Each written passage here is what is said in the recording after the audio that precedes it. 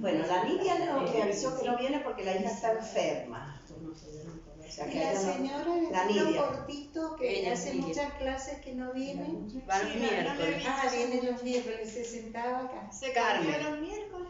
Carmen. Carmen no. No es. No. Flaquita, chiquitita. Ay, es que no me, viste, como que las sillas no las tengo tan, no tan. Estela. Se pone como Estela. una vincha Estela. de pelo cortito blanco. ¿No es Carmen? No, la de la vincha es Estela. No, la Carmen viene los Pero miércoles. Estela vino el jueves pasado. No, Entonces otra. Hace mucho que Hace mucho que no viene. Siempre la llaman los nietos. Que la llamaban mucho por teléfono. Y la Carmen. Sí, es Carmen. Sí, pero ella viene los miércoles, hace bastante, no sé. Se cambió un chico. Ay, que estamos de festejo, ni sabíamos. Por el último día hábil de nuestra profe. Ya pasa a ser jubilada. Bien. Ya en el Facebook puse jubilada. Ocupación. Jubilada. Y hay muchísimo trabajo. Sí.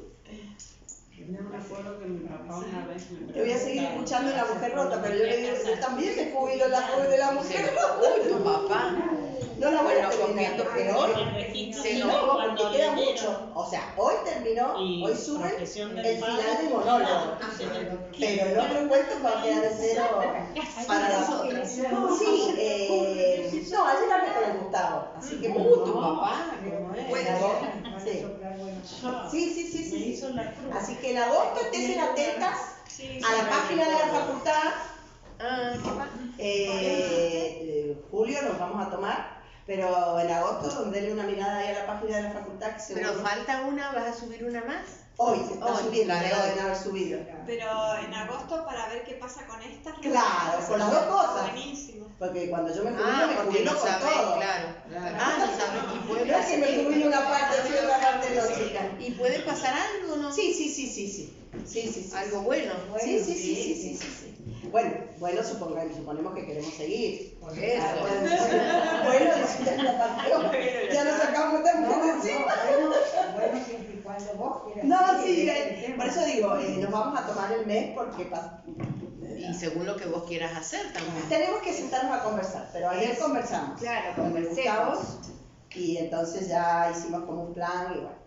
Si querés que hagamos un piquete o No. Sí, hacemos un esquema de neumáticos. Eso es lo menos, le pintamos lo menos que quiero. le pintamos la facultad que está recién pintada. Hacemos una proclama. No quiero proclama ni política universitaria, nada. Estamos dispuestos a cualquier cosa. Podemos hacer una huelga de hambre. Eso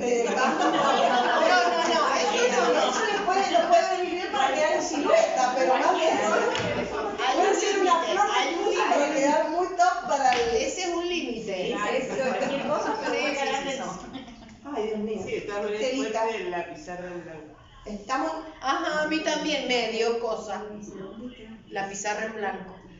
A mí me dio energía porque la escribí. Me llama la atención. Me llama ¿Se la habrá olvidado que vino ayer? Exacto. Que dice que va a venir hoy. Sí, estoy esperando el colectivo, pero. Cecilia, por las dudas no me No, ya le cortó, subió aquí el Bueno, entonces vamos a dar comienzo. Mi hermana está enferma. Yo te iba a preguntar, ¿tu hermana que está enferma, resfriada. Pero aparte ya es como. Claro, la linda. Sí. Bueno, yo también estuve muy enferma el fin de semana, otra vez. Sí. Porque ya con el antibiótico que te dan ahora, pero no lo tipo para la COVID. No sé No tenía COVID, pero también he quedado muy tomada. Sí, estuve mal el fin de semana, pero bueno, estoy bien. Vamos a dar comienzo entonces a nuestro último encuentro, cerrando el cuatrimestre, dándole la bienvenida a nuestra visita especial, a Omega Lindo, que va a trabajar con nosotros como dijimos las semanas anteriores, la microficción, el fantasy, la unión del microfantasy, las variables. Ayer ya tuvimos nuestro debut que estuvo muy bueno con las chicas de los miércoles. Así que aquí los dejo en manos de él. Contamos con vuestras preguntas, con vuestros oídos. Bueno, hicimos la introducción ya el jueves pasado, así que ya les conté. ¿Tu nombre? Ahora lo va a anotar porque el nombre, por eso, porque el nombre también es parte de la literatura. En la página de la facultad. Tiene una historia muy linda, el nombre de Ángel Galindo, digamos en el DNI, pero no importa los DNI, ya también es un aprendizaje, sino que Ome Galindo. Ahora les va a contar ya después ese camino en relación a su propio nombre. Nos va a acompañar acá Víctor, que es mucho más experto que yo en estos temas. Así que bueno, esperamos hacer un lindo debate y contarles sobre... Sí, ¿por qué ha estado tan callado todo el ciclo? Para mí ha sido un descubrimiento. Porque Víctor es el encargado de la librería, trabaja aquí, pero él es un estudiante súper avanzado de letras, un colega también. Y con él también formamos equipo para tratar de llevar adelante el proyecto cultural de la librería, que no solamente incluye la ronda lectora presencial, virtual, sino también estamos ahora con el concurso de narrativa en homenaje a Di Benedetto, y bueno, las visitas, y ¿no? Estamos propiciando junto con Víctor hacer crecer este espacio de encuentro, algo de lo que empezamos antes de la pandemia, junto con Ramiro So, que forma equipo, así que bueno, estamos en ese plan. Contamos siempre con ustedes para seguirlo llevando adelante, con las iniciativas, la participación, la vocación por la literatura en todas sus variantes, porque eso es lo que un poco tiene. Visto callado, en general porque estoy haciendo algo. Está haciendo algo, pero siempre está... Sí, me está mirando y yo sé cómo va todo. Por suerte puedo estar en varios lugares. Claro, tiene un lugar estratégico. Bueno, y ahora en estos días hemos estado con el tema de la convocatoria. Creo que Ramiro ha designado también a Hombre para que sea jurado. como uno de los jurados. Y bueno, en estos días ha sido bastante álgido el tema de las postulaciones porque hay más de 70 postulados, así que vas a tener mucho para leer. Y bueno, hay que revisar documentación, todo eso. Entonces, fíjense que también está muy bueno eso porque todos esos mitos callejeros, y yo digo berretas, la gente no lee, la gente no escribe, pavada, mentira. O sea, nos quieren meter, ¿no? Sí, nunca se ha escrito tanto, nunca se ha publicado tanto, porque aparte hay editoriales independientes, modos de publicar, formas de leer, ¿no? O sea, el canon y los géneros explotan porque las variantes creativas son infinitas. Así que esto prueba que el interés, las ganas, este concursito parecía... No, y ha sido, la verdad que a mí me ha sorprendido mucho también el poder de las redes sociales, porque en un primer momento lo planificamos con la idea de que fuera algo más de entorno local y se ha disparado la comunicación y ha llegado a todos lados. Es bien internacional. Se ha vuelto muy Sí, muy es que si las redes sociales para el bien son maravillosas porque... Sí, de hecho la mitad, diría, o un poquito más tal vez, son extranjeros, hay muchos mexicanos y mexicanas. Pero para alumnos de la facultad, colombianos, para alumnos de la facultad, la convocatoria. No, abierta. Claro.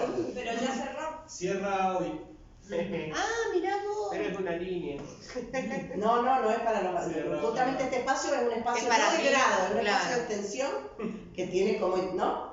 Para justamente hacer puentes mucho más allá del grado. La librería y este espacio cultural funciona como vinculación, o sea, es parte de esa idea de universidad que se involucra con el medio, que trata de buscar, de atraerlo. Y bueno, esto la verdad a mí nos gratifica mucho que haya tenido esa repercusión.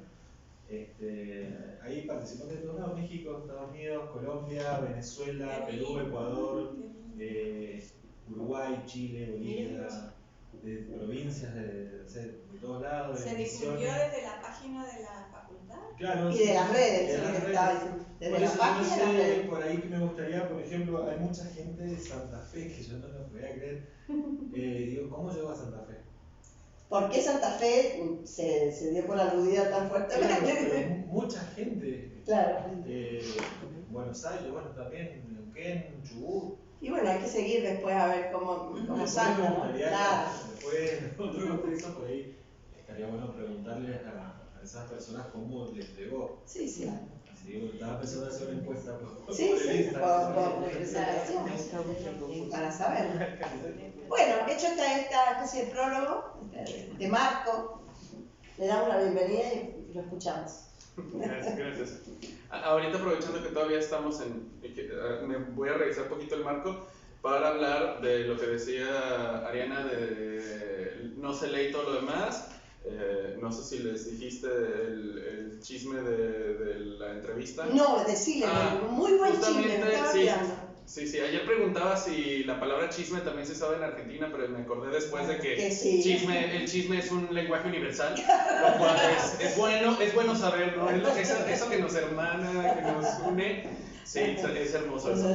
Pero tengo un programa de radio, bueno, de un podcast en internet, así unas grabaciones, que se pueden encontrar como las 9 noches, 9 con número, donde el jueves pasado entrevistamos, bueno, no fue entrevista, compartimos a Ariana, mi colocutora Imeta Quesada y yo, acerca de La Rueda, donde se habló de ustedes, así que internacionalmente ya están ahí. La mayoría de nuestro público es mexicano y tenemos varios japoneses, no entiendo por qué, pero También estamos ahí, a ver. pero ya llegó el Ya rumor mi fama de ustedes, también de todas ustedes al internet, así que si quieren luego lo pueden buscar como las 9 noches y le pueden las 9 noches, ya sea la rueda lectora o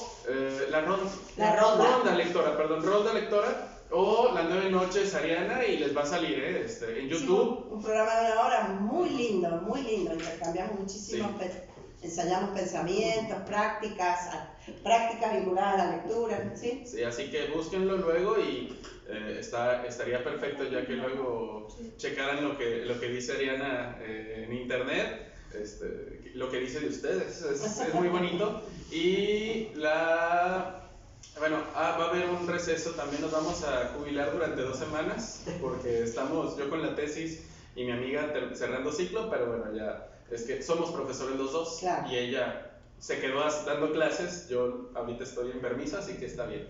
Pero bueno, pues ya, cerrando ahora sí, cerrando el marco, pues muchas gracias. Soy Ome Galindo, mi nombre real es Miguel Ángel Galindo Núñez, pero pues el nombre de escritor es Ome Galindo. Y tengo este pequeño librito que es Épica, Saberes Eruditos, Viajeros y Bardos, que como se quedó ayer, casi se vendieron todos los que tenía, claro. Solo quedó uno, claro. Así que uno se va a rifar aquí. Sí, tengo un método de rifa que será a base de dados, y de dados que tiene que ver mucho con lo que les voy a hablar el día de hoy acerca de estos géneros de literatura de maravilla épica. ¿Han escuchado esto de la maravilla épica? No. ¿Tampoco? Sí. Sí, excelente, ok. Los de letras, excelente. Bueno, la maravilla épica surge de esta idea de lo maravilloso, que no solamente son los relatos de fantasía, por así llamarlo, sino más bien tirándole a esas cosas de El Señor de los Anillos, Calabozos y Dragones, el héroe que está con la espada, tipo Conan el Bárbaro, sin ser Arnold Schwarzenegger específicamente. Pero hay muchas cosas en la maravilla épica que fascinan, pero seguramente más de alguna persona aquí va a tener el prejuicio, el paradigma de decir, es que sí, yo no me leería un libro de eso. Y yo sé porque estadísticamente 1 de cada 10 personas rechaza la maravilla épica, y aquí mínimo debe de haber una. Porque la estadística dice que 2, ya tenemos 2. Pero van a ver que no necesariamente es este género que les voy a platicar ahorita necesariamente tiene que ser lo malo o tiene que ser el centro el meollo del asunto. Este género que desarrollé es muy conocido en España, pero no tan conocido en Latinoamérica. Así que tengo suerte de ser uno de los poquitos libros de microfantasy. Es el género microfantasy, que es maravilla épica, pero en minificción. No sé si ubican algo de la minificción. Sí. Perfecto. La minificción es justamente escribo minificciones de este género, de maravilla épica. Y según lo que dice Rosemary Jackson, se llama fantasy, y los españoles dijeron, pues, microfantasy. Excelente. Entonces, este librito es mi segunda publicación, la tercera está ahorita en edición. Se supone que cuando regrese a México ya debe de estar. Esperemos que sí, Mari Carmen, por favor no me hagas esto y ya saca el libro, porque llevas toda una pandemia moviendo fechas por obvia razón. Pero yo me estoy desenvolviendo últimamente mucho en la minificción. Tengo cerca de unas 20 publicaciones en antologías. O sea, no que haya escrito todas, sino pues que aparezco en esas antologías. Hay varios premios que he ganado de literatura, justamente breve, sobre horror. Gané uno aquí en Argentina, me sentí muy bien de haber ganado ese concurso, de un Leopoldo Lugones de cuento breve, y que luego ese lo transformaron lo sonorizaron, lo convirtieron en radiocuento en Spotify. Está muy bonito. De hecho, si buscan Omega Lindo en Spotify van a salir ese de espectáculo. ¿Es el de Andy? No. ¿Eh? Andy, no. Andy. Ajá, uno que escuché ayer. El de un cuento dentro de un cuento de Andy, sí. Ese es justamente de Enrique Anderson Imbert. Él es si yo me hubiera podido casar con alguien que así de la literatura, habría sido Enrique Anderson Imbert. Bueno, ahorita el anillo de compromiso va a arder, perdón. Hablando del Señor de los Anillos y lo demás, sí, te quiero. Pero sí, es que Enrique Anderson Imbert es mi tema de tesis ahorita. Yo estoy estudiando el doctorado. Contarle lo que estás haciendo. Estoy estudiando el doctorado, específicamente el tema de la metaficción, que es la ficción dentro de la ficción, o cómo se rompe la ficción, que eso ya más tarde con María Rosa Lojo, ahí ya es spoiler, así que luego platicamos de eso. Pero este género, ese de Enrique Anderson Imbert, es muy bonito, me encanta a mí ese, lo leí por el día del libro, el 23 de abril. Pero este género, bueno, aquí importante, ahorita que les voy a hacer una pequeña lectura de varias cosas que tengo en el libro, no es importante saber las reglas del mundo, no es importante decir es que son dragones, es que son espadas, es que son guerreros, y sobre todo son minificciones, así que el final siempre es sorpresivo, o es la regla que dice Lauro Zavala. Así que les voy a leer unas cosas de épica, de saberes eruditos, viajeros y bardos, que por cierto son el segundo grupo al que les presento el libro, porque me lo dieron un día antes de que viniera aquí a Argentina, así que tuve que meter ahí todo lo que pude en la maleta, saqué cosas. Ya después de eso me tuve que comprar ropa aquí en Argentina, pero no importa, será sacrificante. La prioridad son los libros, solamente 23 kilos, no. Así que, bien, les voy a leer unas cosas. Primero, licántropo, ¿sí ubican esa palabra? ¿Licántropo? No. Los hombres lobo. Ok, licántropos, ok. Primer trabajo, licántropos. El cazador tenía todo: valor, instinto de supervivencia, balas de plata y una horrible puntería. Digo, las minificciones son breves, así que termina de pronto con esto. Lo vuelvo a leer. Primer trabajo, licántropos. El cazador tenía todo: valor, instinto de supervivencia, balas de plata y una horrible puntería. Ya nos podemos imaginar que fue el primer trabajo y el último. Otro. Entraron a las catacumbas buscando al culpable de los ataques vampíricos que asolaban las noches de Carpil. Llegaron hasta la última habitación de la mazmorra. Las trampas, como aquella que casi arrancaba una pierna al druida, evidenciaban que escondía algo valioso. Faltaban todavía 3 horas para amanecer, por lo que estaban seguros de poder lograrlo. Abrieron la última puerta y notaron el cadáver incorrupto del primer decano de la universidad. Era idéntico a las pinturas de hace 200 años, por lo que no había duda. Ese cuerpo bien conservado era una evidencia de los ataques. El guerrero tomó su hacha y de un tajo le cortó la cabeza. De inmediato los restos envejecieron y del cadáver solo quedó polvo. Saquearon la cripta y volvieron a la posada sin saber que esa noche la viuda del decano, vampiresa, nigromante de la escuela de Incarna, volvería a ver a su amado para descubrir roto su hechizo de preservación de cadáveres. Alterada por la ira, encontraría la sangre del druida regada en el piso. Esa noche se cobraría venganza en aquellos supuestos héroes. Y otro, Murlak, el asesino de las arenas. Las tribus de Halal, ciudad de los enormes desiertos de Kitabun, es asolada por Murlak y sus tropas. Hay muchas historias sobre él. La más famosa cuenta la manera en que, a modo de castigo, tiró tan fuerte de los brazos del artífice Merbot que le destrabó el hueso y rasgó la carne. También dicen que fue él quien castró de un solo tajo al imán del templo, cuando intentó pedir piedad por sus seguidores. Sin embargo, pocos saben que Murlak jamás ha matado a nadie. Todo es un malentendido. De hecho, es justamente por culpa del sherife de Halal que se cree que Murlak es un asesino. Cuando llegó a saquear, el sherife trató de detener a los atacantes. Murlak tomó al gobernante y lo sacó del pueblo arrastrándolo del cabello. Fueron cerca de 2 horas en las que la moratada piel del sherife se arrambló por la arena caliente. Murlak lo elevó por el cuello de la camisa. «Humíllate ante mí y prométeme un diezmo», dijo. El sherife estaba harto. «¡Jamás! Halal es un pueblo libre». Murlak lo miró con odio y lo arrojó a las dunas, justamente a un nido de daimons sedientos que empezaron a oler la sangre arenosa del sherife. Murlak nunca ha matado a nadie. De hecho, él mismo afirma que cuando se giró para volver a Halal, el imán e incluso el sherife seguían con vida. Él nunca ha matado a nadie.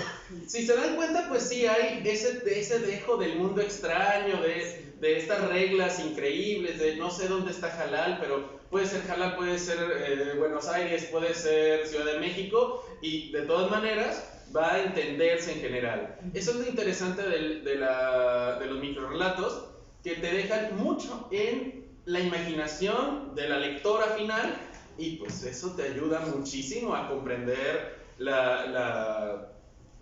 el sentido final. Yo aquí tengo otro chiquito. Ganó un concurso de microfantasy, ganó el primer lugar de microfantasy en un concurso español, justamente, que es Farmelios del Felén. Farmelios del Felén. Se quedó mirando las piezas del Felén. Si movía a la derecha, podía hacer un directo y ganar con una diferencia de 12 puntos. Pero su contrincante conocía bien esas estrategias y podía impedírselo llenando la casilla de la izquierda. ¡Ajá! Desplazó una ficha completamente distinta y al soltarla pudo ver la decepción en la cara del anciano. «Amo Hans, el Felén no se trata de arrebatos». El mago le dio una calada a su pipa y ganó por más de 52 puntos. Fatigoso, empezó a guardar las piezas en una bolsita. «Espera, Farmelios, exijo una revancha». «Un pacto es un pacto, amo Hans. Usted quiso jugar y sabía las consecuencias. Apuesto que otra sería su reacción en caso de haber ganado». El mago siguió guardando las piezas y cuando terminó con todas las que estaban en el tablero, estiró la mano.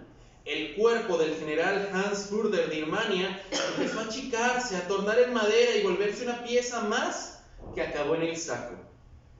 Dio otra fumada, esta vez paciente y relajada. «Farmelios del Felén, yo te reto, Farmelios del Felén, hagamos un pacto».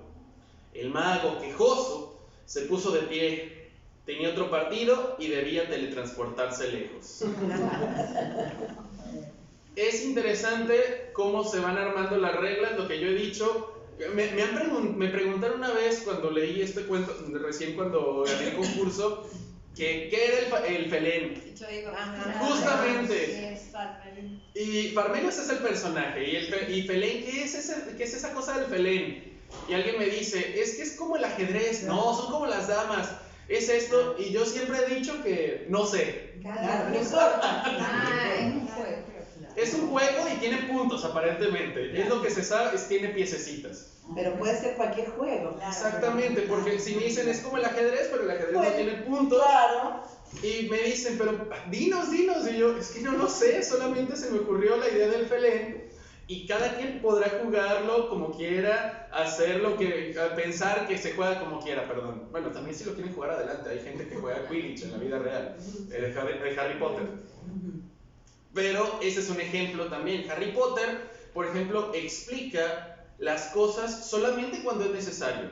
Al inicio nos enteramos de que Hogwarts, que el andén 9 3/4, de los nombres de las monedas, de los nombres de las bolas con las que juegan Quidditch, del Quidditch, de los otros lugares, y nadie se pone a cuestionarse como niño, como lector, o ya como adulto que le está leyendo a sus hijos, nietos o sobrinos, en voz alta, nunca se pone a pensar, ¿qué es eso?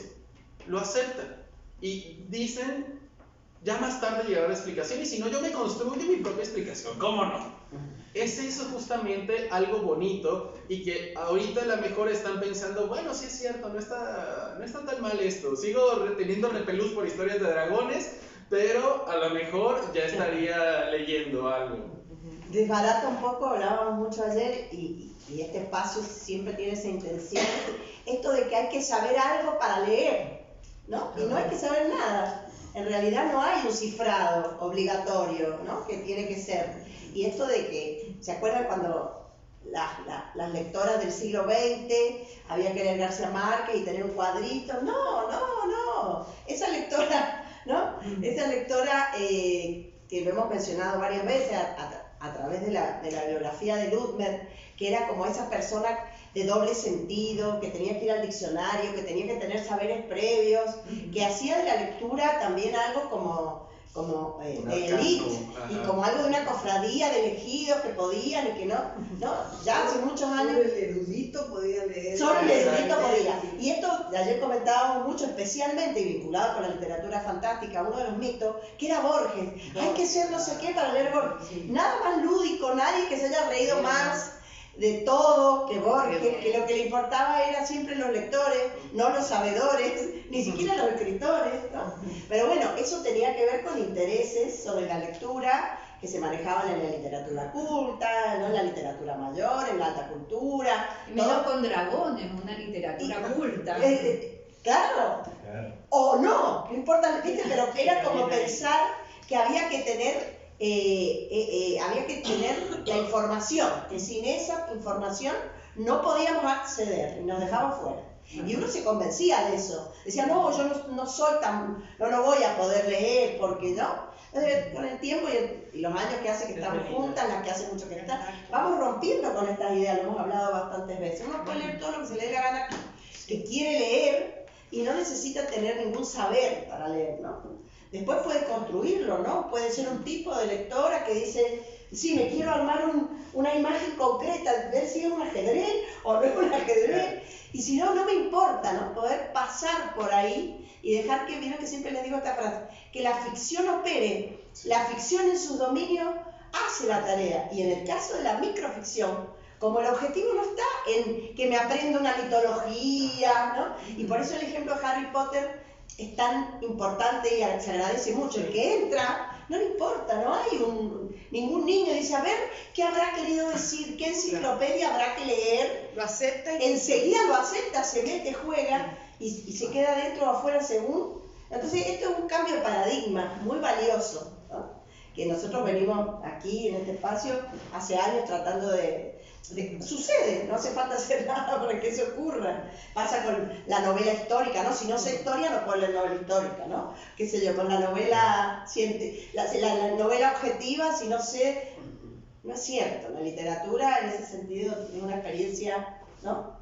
Inédita que cada uno va construyendo, y cuando la construye así en el colectivo, tiene otra dimensión también. Claro, pero de esa manera se construyen fanatismos. otro tema, por ahí puede ser interesante, por ahí no Ajá. es bueno, cuando se construye un fanatismo y yo sé más de Borges que vos. Entonces, Sí, bueno, yo claro. y porque lo mismo, bueno, me resultó muy interesante la propuesta de cuando vimos el librito Sí, nos pasó. de Ángel y lo leíamos. ¡Guau! Dije, ¿qué es esto? Está bueno, porque no necesitas explicar nada. Claro. Es un hecho dado, o sea, vos aceptás lo que te tenés enfrente como algo dado, vos te haces la cabeza como querés, le pones las reglas al juego, al Feren. Al Felen, ajá. Al Felen, ajá. Puede ser un juego de mesa, puede ser algo, no sé. Cualquier cosa. Sí, puede ser un juego imaginario, puede ser una evocación Claro. de una contienda pasada. Yo cuando lo leí por primera vez, Sí, digo, sí, esto no está, recuerdo. es un juego que ya de un diste, digo, bueno, no importa, cada uno Es muy imagina Sí. y no deja de disfrutar, ¿no? Y como decimos, puede que vuelva a decir, no, la verdad que prefiero no leer cosas de dragones, o puede que diga, che, la verdad que los dragones están buenísimos, ¿no? Porque eso también son, generalmente no lo construyen los autores, lo construye el negocio editorial, que después va poniendo el nicho, dice, esto es para vos, y va armando los nichos para vender. Pero el creador, la creadora, la persona que escribe, muchas veces juega y no le importa dónde va a parar. Terminó sucediendo eso a C.S. Lewis en las Crónicas de Narnia, Claro. a Sí. Tolkien. Claro. Bueno, a la propia Liliana Bodó con esas novelas que sean juveniles, para el secundario. ¡Wow! ¡Qué Claro, por novela! ejemplo, Tolkien y Lewis hacen como un juego entre ellos. O sea, en realidad, por ahí como que también los sorprendió, porque ellos hacían todo un ejercicio, tenían un club donde iban a huevear a ver a quién se le ocurría las cosas insólitas.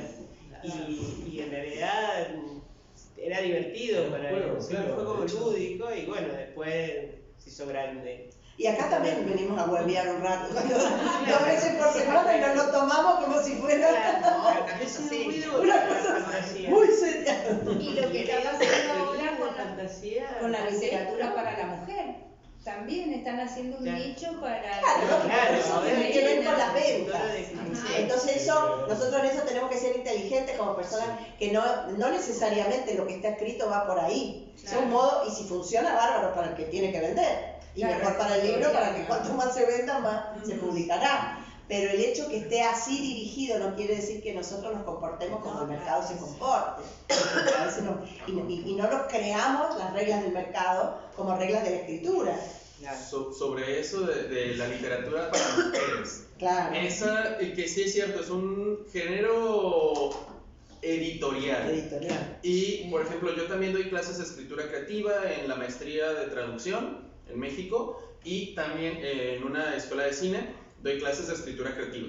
Así que en la maestría me tocó puras mujeres. Así, bueno, así como ahorita. Sí, que estaban en la maestría, la cual de pronto una de ellas quiso hacer un libro de ensayo narrativa donde se hablara de las denuncias ignoradas que tenían, pero muy juguetón el caso, por ejemplo, de que de niña de unos 15 años, dice el personaje, que ya estaba empezando a usar este brasier y todo lo demás porque se había desarrollado muy rápido, y que un viejito le decía, ay, mi hija, y que la abuela que venía así, venían de la mano, le dice, oye, así de, oiga, no lo molestes, que le dijo a la niña. Y eso, de pronto dije, no, es tremendo lo que estás diciendo, pero ahí se pueden aprovechar a su favor, porque si el grupo editorial quiere vender literatura para mujeres, sea lo que sea esa cosa, porque el mundo editorial busca dinero, no busca comercial. Y el marketing Pero el marketing le va a ayudar muchísimo a ese tipo de libros a hacer la denuncia que se tiene que hacer, lo cual editorialmente... Bienvenida. Exactamente, bienvenida a esa promoción que te está ayudando. Del mismo modo, si yo quisiera hacer una novela completamente con este mundo, con estos, pues yo ya tengo un pequeño antecedente que es un poquito más cuidado, más pensado, más académico en algunos casos, lo cual el mundo editorial siempre pues agradece que tengas una carta de presentación. que sí, la Que verdad. tenga un sesgo ya más o menos pensado, que de alguna forma te hace entrar a esa editorial o a ese proyecto. Estoy pensando también una novela, se me hace sumamente ridícula, pero interesante, que se llama Garras y Colmillos, que es una telenovela así, colombiana, mexicana, venezolana, no sé bien, de una herencia y claro, todo, pero con dragones. Una telenovela síntesis Sí, global. pero bien rara, así, sí, hasta tiene así...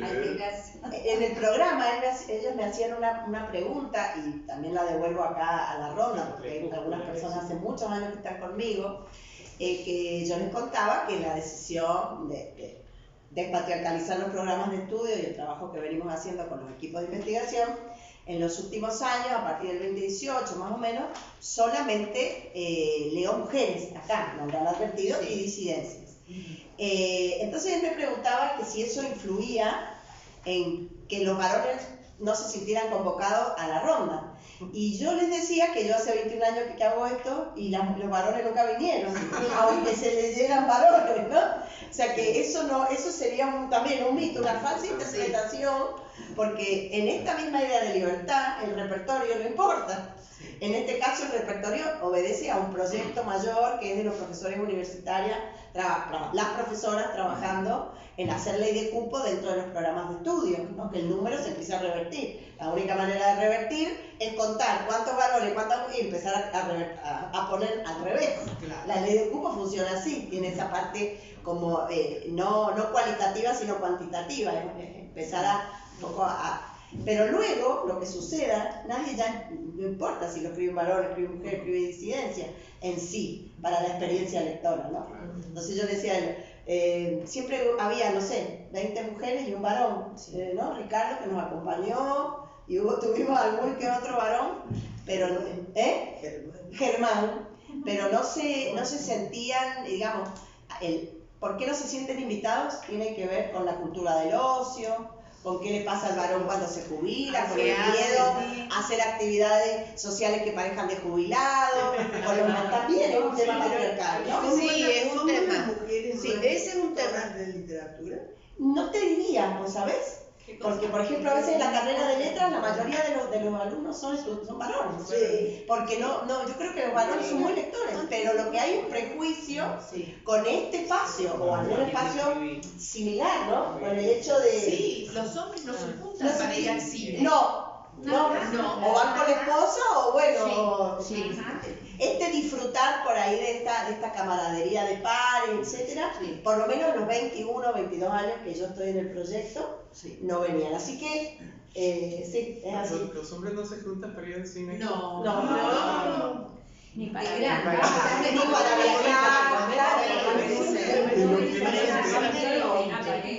pareja, pero claro, para viajar muy poco común también. Entonces, para el fútbol, claro, para jugar acá, Marcelo estaba contando el frutito del sábado, después se toma la cerveza, sigue siendo una ritualidad más tradicional Así que es bien interesante porque está vinculado también al nicho, al marketing, pero tiene que ver con mandatos patriarcales que nos exceden, ¿no? No importa cuáles sean los libros que se lean, porque yo empecé a leer mujeres y disidencia hace 4 o 5 años, y antes todos eran varones, y sin embargo los varones tampoco venían, ¿no? Así que, bueno, muy interesante seguir también por ahí esas preguntas. Pues sigo también en este tema, también para decir justamente cómo se van construyendo y deconstruyendo estas cosas. El libro realmente surge de muchas experiencias, pero también hay algo que yo me dedico, yo soy ese ñoño que se pone a jugar Calabozos y Dragones. Tengo si no saben lo que es Calabozos y Dragones, si vieron los primeros capítulos de esta serie Stranger Things, la cosa que están jugando ahí con daditos, y si no, son personas que se reúnen a jugar con este tipo de dados que no son dados normales, que luego se los pueden ver. De hecho, así se va a determinar quién va a ganar el libro, así que ya veremos. Y el caso es que yo me dedico a poner el mundo y a veces también juego como personaje en este mundo. Es algo muy teatral, más narrativo, pero cuando yo les puse a un grupo una sociedad matriarcal, de pronto la única jugadora que tenía, de pronto dijo, ¿pero por qué? ¿Cómo? Y yo, sí, es que ella en ese momento estaba jugando con un personaje masculino y un chico jugaba con un personaje femenino, y al personaje femenino le preguntaban todo el clásico, ¿no? Así de, y ahí está el hombre, ¿qué quiere? ¿Qué van a pedir? No sé si el clásico del restaurante, pero de pronto se invirtieron los papeles y la jugadora decía, no entiendes, pero así de pronto hubo un choque, y es algo bonito que se puede hacer en estos mundos. Lo que decía, es fácil hacer un cuento, por ejemplo, que es Casa Tomada. En ese cuento solamente necesitamos saber que hay dos personajes y que hay algo que está en una casa y que está pasando algo, pero no hay reglas alteradas ni reglas sumamente seguir al dedillo.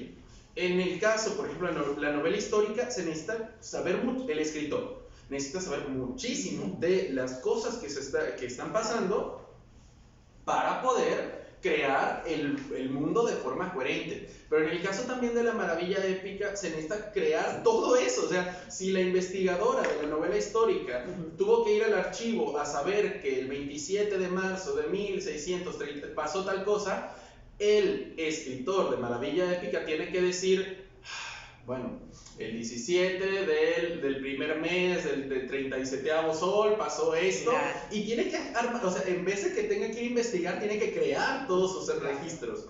Y es algo, lo que les voy a leer aquí, es un poquito más largo, es un libro sagrado, se supone, que es como una Biblia, viene por capítulos y versículos. Y les voy a decir así, excepto el 6 voy a volver a hacer uno porque si no es muy complicado. Ya, ayer fue la manera de que no puedo hacer 6, pero bueno, sí, cuando sea 6 así, son los versículos.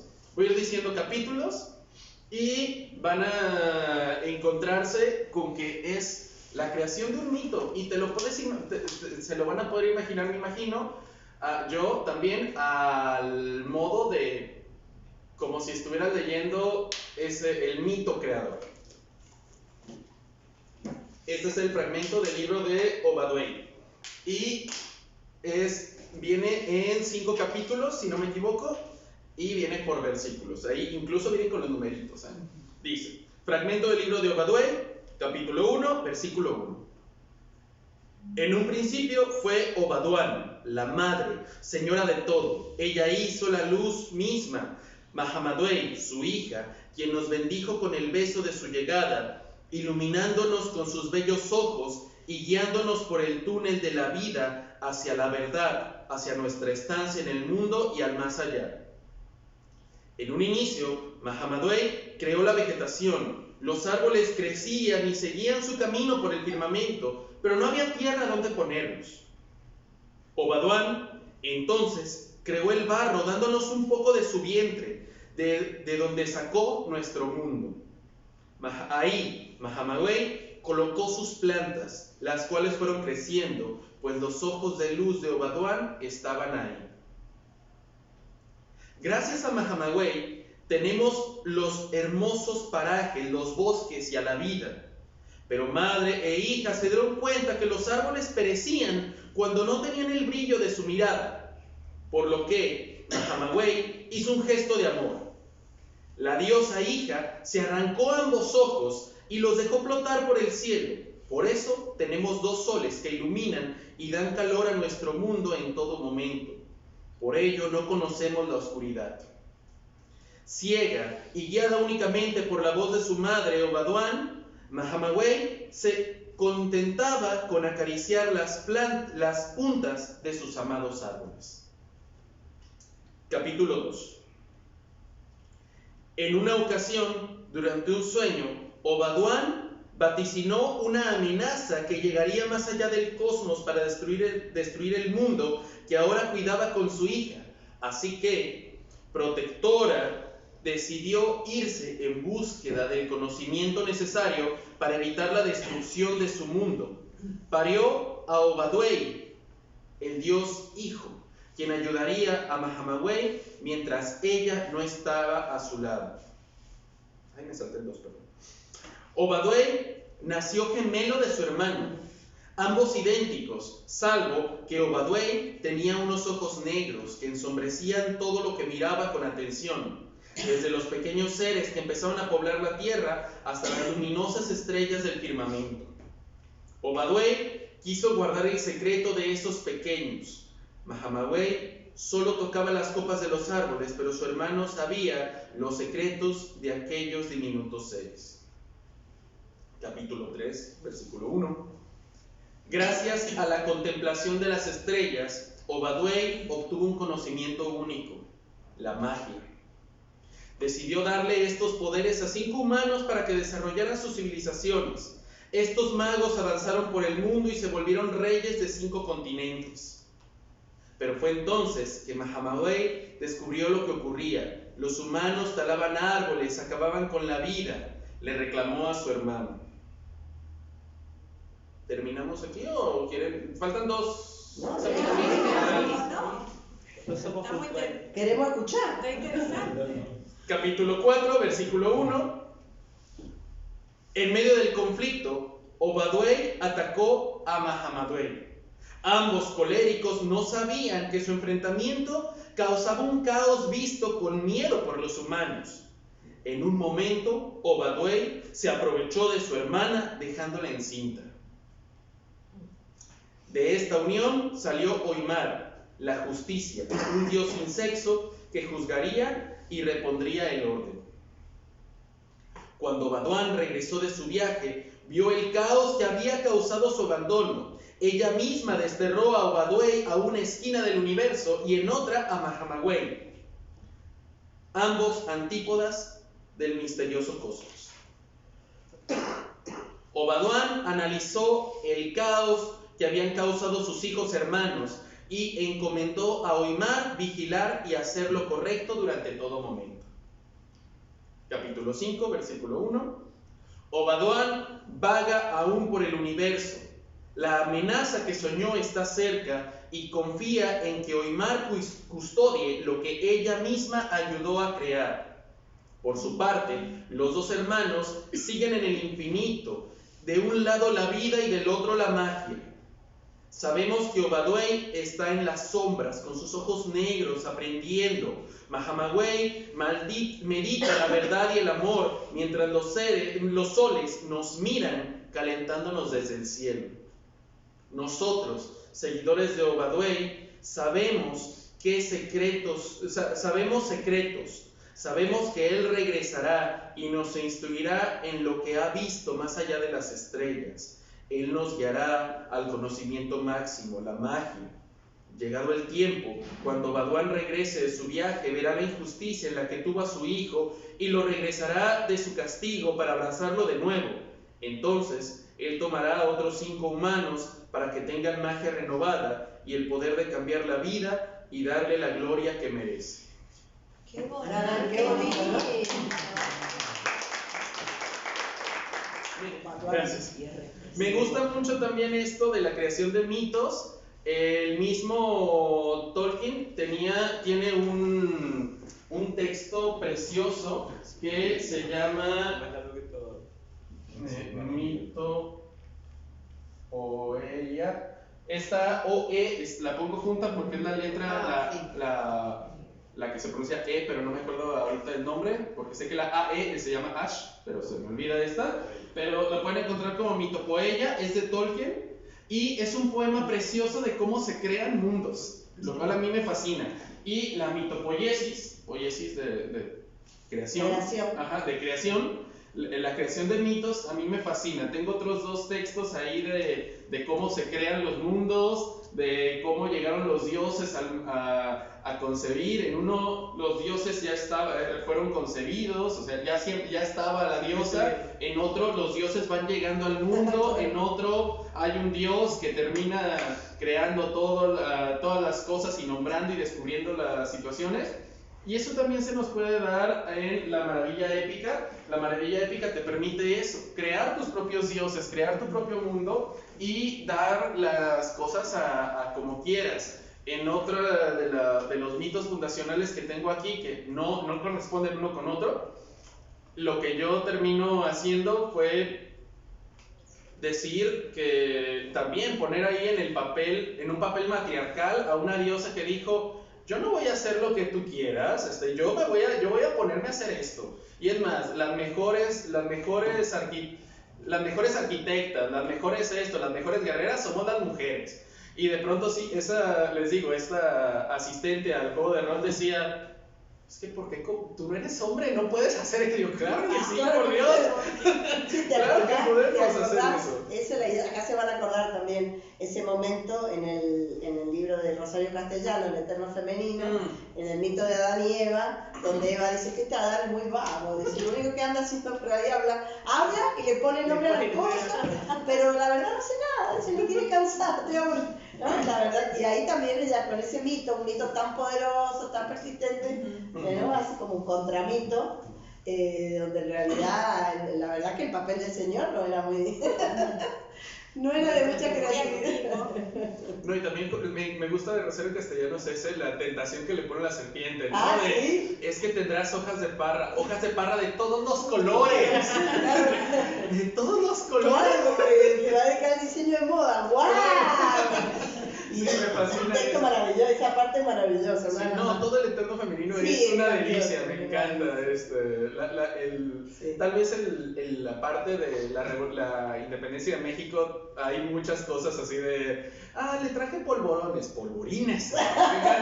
Es hermoso ese libro, la verdad. Sí, hay que volverlo a leer a cada rato. Sí, hay que volverlo a leer a cada rato. Pues no sé, ahorita generalmente a lo que sé, tiene su recesito en este momento y además... Ahora más que un recesito se ve que hay como un recesito. Hay una masticación, ¿no? Pues adelante, no sé. Vamos, preparemos la vamos mesa. a tomar la merienda. Sí, ya ahorita volvemos con esto y ya cerramos y vemos quién se queda. ¿Quién será con el libro? Sí. Muy bien, que se tengan fe. Sí. Si necesitan, ahí también dejé unas tarjetas que son mi contacto. Yo soy el presidente de la Asociación de Literaturas Especializadas y con gusto pueden tener mi contacto. Si me quieren agregar a WhatsApp, nada más hay que ponerle +52, que es el código de México. Perfecto. Y si no, ahí yo estoy en las redes sociales como Omega Lindo. Y si no, aquí le pongo +52 al teléfono. Pueden tomar 1, 2, 3 las que necesiten. Es eso que no me quiero regresar a México porque son libros a cambio de tarjetas, así que pues, Acá están ahorita sus redes. receso. No, el email. Sí, también está mi correo ahí. Pero ya están las redes.